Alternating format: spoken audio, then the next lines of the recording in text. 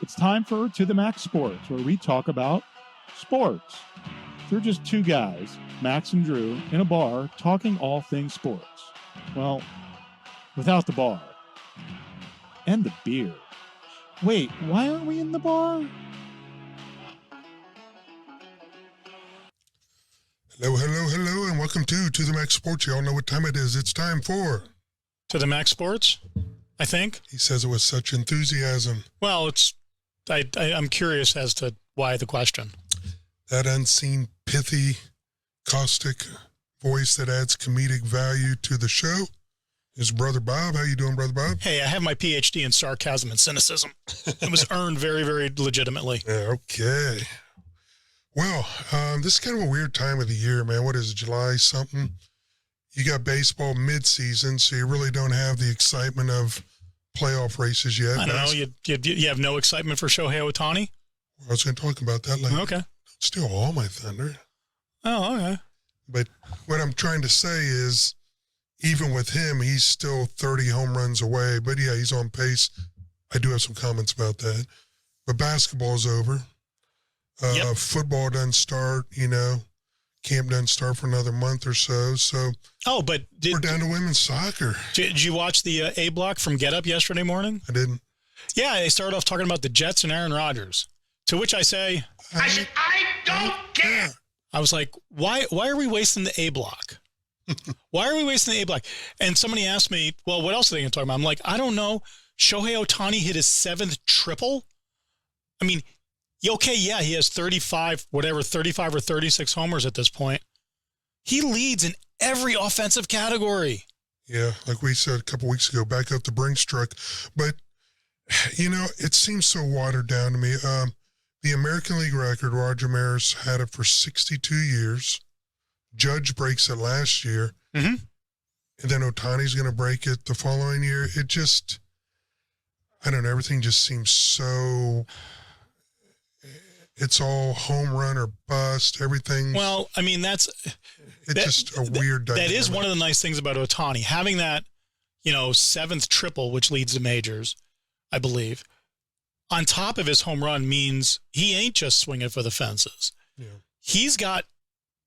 He worked really hard when he came into spring training when he was first signed by the Angels to work on that stroke. Yeah. It is very pure. It is very effortless, and he's a big boy. No, I mean, he's...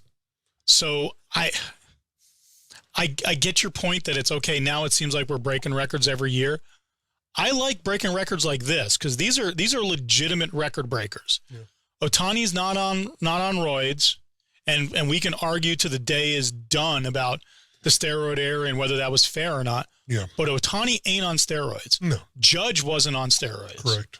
So these are legitimate runs, but I believe the size of the ballparks from 30 to 40 years ago, as they build a new park, there's always that. It seems like they get smaller and smaller every year, which I get it. Home runs create the excitement, and that's what people want to see. It's a home run derby and the All-Star game. Yeah, and they've done a fair job with changing the rules to kind of get out of this all or nothing mentality. So I think baseball is better. I just think Ohtani is, some people have said he's a unicorn. No, bloody dude's an alien. I get it. It's just weird to me. A 62-year-old record gets broken in consecutive years, Well, was it weird in 61 when the Babe Ruth record was looking like it was going to get broken by two guys on the same team? I understand that, but that was an anomaly that didn't happen like year after year. So, oh yeah. I like it. I like it because Ohtani seems like a really, really nice guy. No, and so is Judge. So I guess if anyone has to break the record, why not Ohtani? And I listened to a sports reporter talk about he spent some time with Ohtani. His interpreter assistant. So Ohtani hits a home run. And he's right at the end of the inning, and he's got to, get ready to pitch in the next inning. So he lets his assistant put on the samurai hat and run the gauntlet. That's funny. And it's almost like they likened it a little bit to Barry Bonds when Barry Bonds was in San Francisco, and basically it was like Nobody talks to Barry Bonds. He does what he wants. The same kind of thing is with Ohtani. When he's in the bullpen getting ready, apparently he isn't talking to an Angels pitching coach. Yeah. He's talking to his assistant who has a plan and a program for him warming up. So it's a little interesting, and I think he's going to get a ton of money. Well, Barry Bonds didn't talk to people because he was just an asshole. Well, then there's that. Which Ohtani is, I think he still has to use an interpreter. I'm not sure.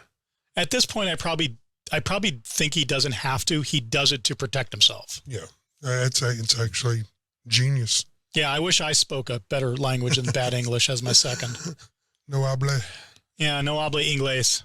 Well, we got golf. Rory McIlroy won the Scottish. In dramatic fashion, ended birdie. Yeah. That was a nice putt at the end. I mean, Yeah. the guy, I forget the name of the guy who was tied with him before that birdie putt, going, okay, we're going to go play a playoff game. We're going to go play a playoff hole. And, and then he sees this putt sink and he's like, well, I guess I'm going home with second place money, which isn't too bad. That's what future Hall of Fame golfers do, man. They win in dramatic fashion. Yep. I know what's going on now. We got the old course, the British Open. Yep. Speaking of golf, so I want to break this down for you. What are you breaking down? You're kind of a legal eagle. Tiger Woods' ex-girlfriend. Oh, yeah. Drops $30 million. But listen to this. I'm going to read some of it to you. His former girlfriend dropped a $30 million lawsuit against the 15-time major champions of state, pending an appeal. Herman filed the lawsuit against both Woods and the trust that owns his $54 million Florida mansion, seeking $30 million from the latter amid unspecified allegations of sexual harassment. So let me ask you a question. Is this where we've gone in the world, where I have a girlfriend move in with me and she walks by in a bra and panties and I say, oh my, man, you look hot today, sweetie. And I'm going to get dropped with the sexual harassment somewhere down the line? Is this the insane state we've reached? I mean, yeah, that's the fear for a lot of people, but at the end of the day, there's a fine line between different things. I mean, there's a fine line between love and stalking. So if I go to my girlfriend's car and put a note on her windshield telling her how much I love her, what defines whether that's love or stalking? How it's received. If she receives it, goes, oh, this is really, really nice. Probably the current state of your relationship. Yeah. So there's a lot of other stuff going on in that lawsuit. There was a tenancy thing there. I was going to read some things to you. But let me ask you this too. It's really hard to get rid of a tenant. And I don't understand how he sent her off on an airplane, how she wasn't able to go back onto the property if she had lived there for an X amount of time. I don't know either. It is very hard to get rid of a tenant. Yeah. So I would have imagined that if she'd gone to the police, they would have said, hey, you got to go through proceedings, but she has every right to come back on the property. Yeah. I'm just going to read some more from this because it's kind of interesting. I guess there was sexual assault and harassment charges as part of that plea deal. I look at it as a money grab. Well, this one I'll look at as a money grab.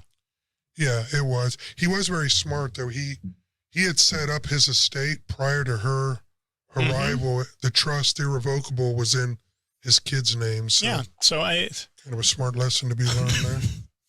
I mean, he's an easy target for that, so he needs to worry about who he's dealing with and who he's letting into his life. But, yeah, who cares? Well, she said that he verbally promised her she could live there for 11 years, pressured her to quit her job so she could spend more time taking care of him and his children. She was in the restaurant business. This guy's got a proclivity towards waitresses for some weird reason. Yeah, I mean, supermodel, head waitress at Applebee's. So, yeah, but here's the thing. I mean, even that statement you said, promised her she could live there for 11 years. That's an oddly weird number. Yeah. I mean, 10, okay, fine. 15, okay, fine. 11?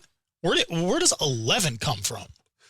Well, at the end of the day, maybe Tiger's learned his lesson at this point, but who knows? Yeah, that's unfortunate. I mean, every one of us deserves a companion in life, and it's just hard when you're worth that much money to find someone who's legitimate.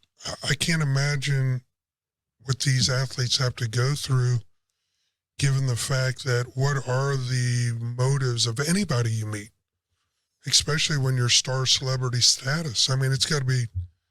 And it's not like Tiger Woods can walk down the street and not be known. Yeah.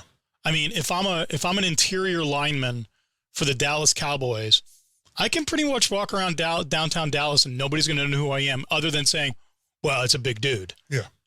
But they're not going to know who I am. Well, I dropped off my car at the car dealership. That was a whole different story. Nightmare. And one of the Spurs was in there, and he's like 6'11", and, you know, he walks in, everyone's kind of like, you know, they just stand out. Yeah. You know? And most of those Spurs are really, really nice guys, and It was a former Spur. I believe it was Ian Menahimi. Okay. From France. He played. I hope that everyone in that dealership treated him with kid gloves and nobody kind of swarmed him or anything. Oh, no, nobody bothered him, but I wish they had treated me as good as they seem to have treated him. Well, you didn't play for the Spurs. That's right. But good to be the king. But the bill I got, I feel like I need to have been playing for the Spurs. Okay. So we talked about Shohei Ohtani. So what do you think about all the whinings from the running backs in the NFL? You've been paying attention to the franchise tags and all that stuff going on? I don't necessarily know if it's whining. It's just the fact that, 100 years ago, we needed typists, 100 years ago, you needed certain jobs that you don't need today.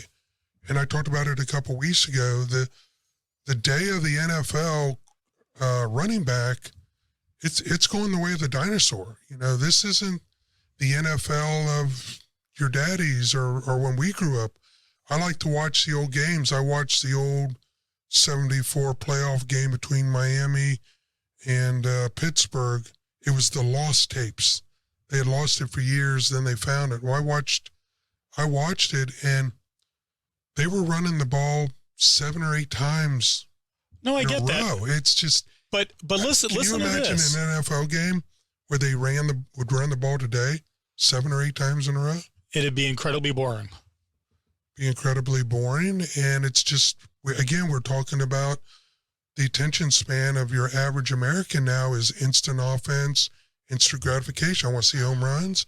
I want to see bombs. Yeah, but one of the things I think analytics has shown, and this is the reason why I've said it, and yes, I'm going to still use the word whining. And Austin Eckler, if you're listening to the show, you want to come down to San Antonio and beat the pulp out of me for saying you're a whiner, go ahead.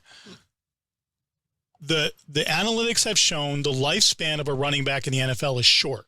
We're talking 3 to 4 years. They're hardly ever going to get to that second contract. And the ones that do, I mean, Austin's complaining that they're just cogs in the machine. And Austin, I'm sorry, you're just cogs in the machine. Unless you're an exceptional generational talent, Derrick Henry, unless you're something more than just a pure running back, Saquon Barkley. The New York Giants made a huge mistake by not signing him to something long-term. They ran so much of their offense through him. But if I look at Pollard, if I look at Jacobs, if I look at Eckler, right, they're just running backs. Give him the ball, run the ball. But I wouldn't say that about Barkley or even Dalvin Cook. Dalvin Cook's going to get paid when he gets somewhere because he has more than just run it up the middle, run it up the middle, run it up the middle.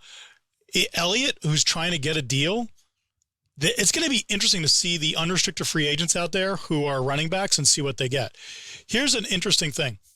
So I'm looking at the franchise tag numbers. If you're an offensive lineman, defensive end, or a defensive tackle, your franchise tag number is about $19 million. You know what? And the franchise tag for a running back is like 10.3. Yeah, no. Wide receivers are 18. Yeah. No, sorry. Wide receivers are 19.7. Linebackers are almost 21. The thing to remember is that these are not just made up numbers. These franchise tag numbers are based on actual salaries in the NFL. It is a reflection of what front offices value and how front offices value positions. Yeah. This is not dishing on running backs, Austin. This is just a reality of where the position is and how it's being played. I mean, I told you a couple weeks ago, I think in 10 years, you might not even see anyone in the backfield but the quarterback. Well, I mean, you're going to see players like McCaffrey. You're going to see players like Saquon. Hybrid You're going to players. see players like Debo. You're going to see players like Dalvin. You're going to see those guys that can do more than just run it up the middle. Right. And I bring in a guy who could run it up the middle for a couple years, pay him $5, $7, $8 million a year. Well, That's all I need. and that's what they're doing. You know, a smart franchise is going to pick up a great running back, maybe late first, early second, mid third, get him on that rookie minimum, use him up for 3 or 4 years, and then cut him loose and then go get another one in the draft. Yeah. So I think the more of the story right now is if you're planning on playing college football, you may want to look at playing a position other than on the offense, other than running back. yeah, I mean, if you have the hands and the speed, go wide receiver. Wide receiver. I mean, tight end. But tight ends still have a lot of value, especially if you got a blocking tight end that has good hands. He's that extra line of protection for your quarterback. I agree with you, but the franchise tag $11.36 million for a tight end doesn't bear it out. But it's still, guess what? When What was the running back's franchise tag? 10.1? Even they value a tight end more than a running back right now. Yeah, because a tight end is actually doing two jobs. Yeah. Well, I mean, technically, a good running back could help provide a second line of defense. Right, and blocking. that's Saquon Barkley. Yeah. So the Giants, I am sorry you're not making the playoffs. In the NFC East, it is going to be a run between the Eagles and the Cowboys. But then Barkley spent a lot of time on injured reserve too, hasn't he? Yeah, and he's actually talking right now about sitting out. And what year's he in? I forget. But I know he's, you know, to your point again, not to belabor the point, maybe they're saying, hey, we got our mileage out of him, you know, we can.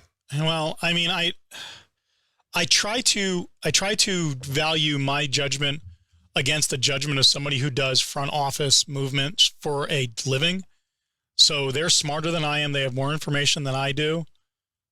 But I think they made a huge mistake. I think they should have offered him somewhere around 30 to 34, 35, 3 years, guarantee, say 15 of that, and go forward with that.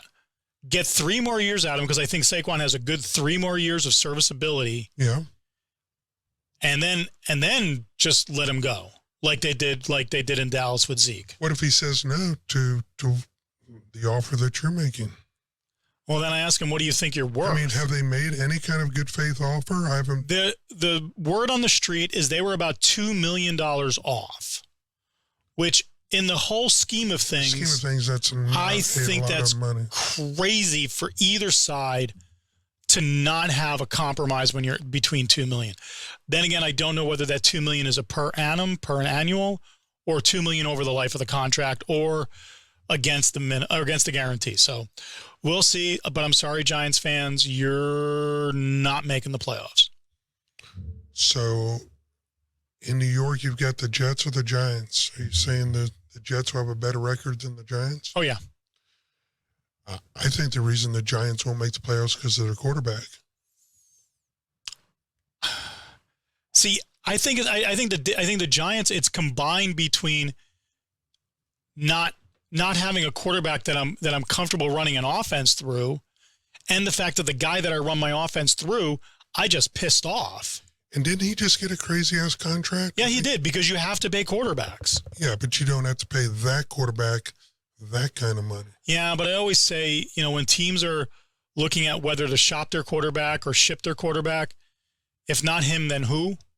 Who else is out there right now? But the kind of money they gave him, I don't have it in front of me. I remember I was very surprised when I saw it. But his name doesn't even enter the conversation. If you're saying, give me the top 12 quarterbacks in the NFL, I just don't think his name enters the conversation. Well, The reason his name didn't also enter the conversation is I forgot his name. Daniel Jones? Daniel Jones. I mean, I'm looking at the ranking right now, and Daniel Jones is actually tied for 9th at 40, getting paid as much as Dak Prescott and Matt Stafford. I think Stafford you can make the case for because he's been in the league a long time. He brought he did win a Super Bowl. Dak, incredibly overpaid. And like we had said earlier, I can't even imagine. But listen to the rankings around that. Okay. So I'm going to start with 5. Kyler Murray probably getting overpaid. Well, Deshaun Watson, based on what we know now. Patrick Mahomes, Josh Allen, Matt Stafford, Dak Prescott, Daniel Jones. And then the next layer, Derek Carr, Kirk Cousins, Jared Goff, Ryan Tannehill, Geno Smith. So is Daniel Jones better than those guys? I would say yes, he is better than those guys. I wouldn't say he's better than Cousins on pure ability to put points on the board. Yeah, we know Cousins has his issues. Yeah, I don't think Daniel Jones is going to stab your heart in the fourth quarter and lose the game for you in a stupid error. He'll just do it in the first quarter. Yeah, that's okay. But, I get your point. Yeah, I mean, quality elite quarterbacks are, one name you didn't mention. Oh, boy. Burrows. When he gets paid, what's he getting paid right now? Right now, $9 million. I mean, he's got to be chomping at the bit. What's Mahomes making? I know Mahomes had a real friendly. Mahomes is at $45 million. Lamar Jackson set the market at 52 after Jalen Hurts set the market at 51.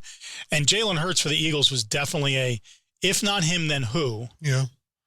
So you got Lamar at 52. They play in the same division as the Bengals. I got to believe that Burrows starts out, like I said, 60, 65 million. Easy. That's going to be a crazy ass tough division this season. Yeah. You got the Ravens, you got the Browns, and you got the Bengals. Yeah. The Steelers. I mean, the Steelers will be a factor, but they're not going to compete. But those 3 teams. Think about the Steelers. We say that every year, and they always end up with a winning record. Yeah, okay, they're right in the middle. They'll heartbreak somebody, either Baltimore, Cincy. They'll ruin somebody's wild card chance. Yeah, just because it's divisional football. But yeah, that's a brutal division. Yeah, I mean, and then I flip over to the NFC, and it's like there's nothing in the NFC. I got 2 teams in the NFC that I think are going to compete: the Eagles and the 49ers. Yeah. I mean, and you can ask me the question who the quarterback is for the 49ers, and I heard the best response to that question the other day. Kyle Shanahan. It's actually pretty funny. So, but then look at the AFC with Miami. Oh my God, the AFC is stacked. You got Miami. You got Buffalo. As long as Tagovailoa doesn't get his bell rung. Yeah. He gets his bell rung, he's out of football permanently. You got Josh Allen with the Bills. Yeah. You got Mahomes with the Chiefs. You got Herbert with the Chargers. You got hit your button. You got Aaron Rodgers. I don't care. With the Jets. You got Rodgers with the Jets, which is why I'm hearing all this Jets crap from Jets fans, and Jets fans, shut the hell up. Super Bowl or bust? You guys got to be kidding me. It is a gauntlet in the AFC. It's tough. I'll tell you, whoever emerges from that conference championship, they earned it. They earned it, but they're going to be beat up and weak, and the Eagles or the 49ers are going to walk in and take that Super Bowl this year. Because it ain't going to be the Cowboys. The Cowboys may win the division because nobody's ever repeated as NFC East divisional winners, but they're going to do what Cowboys do every year. They're going to win the division, not get the bye, lose in the first round. Shit the bed in the first round. Maybe lose in the second round. So, did you see that the sale of the Commanders going through today, being voted on today? I did see that. I also have gotten some Gruden information that he continues to win his legal battles, and it appears that their attempts to make it look like Snyder and was the leaker and Gruden, this or that. It's not looking good for the NFL. This thing's getting pushed in the background, but once it percolates, The NFL's going to be in a world of trouble if it turns out that it was Goodell's people or him that were, or it turns out to be Dan Snyder's people. And given what I know about the toxicity that's been reported out of that organization under Dan Snyder going back decades, yeah, the possibility that it's out of Dan Snyder and his organization to me is a lot higher than it's an NFL front office thing. No, but I just don't believe anyone has upside in the NFL front office to do that. I don't see the upside. Now, do I see the upside in Dan Snyder or some of his cohorts to do something in their minds? Yeah, absolutely. So is it gonna throw out that Dan Snyder is gonna get raked through the coals? This is going to be a unanimous vote. They need 24 out of 32. It's going to be 32 out of 32. yeah. And when Jim Irsay, the other hated man in the NFL owner circle, says we might want to look at voting him out, you're gone. And the fact that he went 2 weeks, I forget the timing on it exactly, but he had a report where he was being told he should probably sell, and he said, I'm never selling this franchise. Yeah. Then 2 weeks later, he's starting to go, I'm exploring. And there was a lot that went on, not only about the sexual harassment, the toxic work culture, him withholding money from the NFL. That was the mortal sin. That was the mortal sin. We've talked about it. That was the mortal sin. You don't take money away from the other owners. Yeah. They'll tolerate anything. The other thing is he became so toxic in D.C., they were never going to get a stadium built. Never. Now with the new ownership, Harris, who not only knows how to run a professional sports organization, he's a DC boy, yep, and has other people in his limited partnership who know how to get things done in DC. They're getting a new stadium. They may get a new stadium in DC before we get a new arena here in San Antonio. Oh, I guarantee they will. Oh, come on. You're not positive on a new arena for the Spurs? So for those of you not aware, we built a stadium 20 years ago on the east side of town. To revitalize the east side of town, and how did that work out? Side of town. And it looks exactly the same as it did 20 years ago. And I knew that would happen. Well, you don't build a new stadium in an industrial complex. It's a beautiful Coca-Cola distribution plant right across the street. Beautiful. Beautiful. So if you're thirsty for a Coke, you can't go over there and get one, but you can look at the Coke. So, no restaurants, no bars. And then I look at places like Dallas has, their arenas downtown. Those cities like Memphis has a AAA club, baseball club downtown. And we just don't do it right. And it's all politics. Well, there was this, we're going to drop it and stuff's going to happen attitude. Yeah. There was no plan. There was no execution of a plan because you can't execute on something that wasn't there. Now, I'm hoping the word on the street right now is they're looking at the site right now of the Institute of Texan Cultures. Yeah. So right next to Hemisphere, right next to the Gonzalez. Perhaps they redevelop some of that parking lot into more commercial stuff.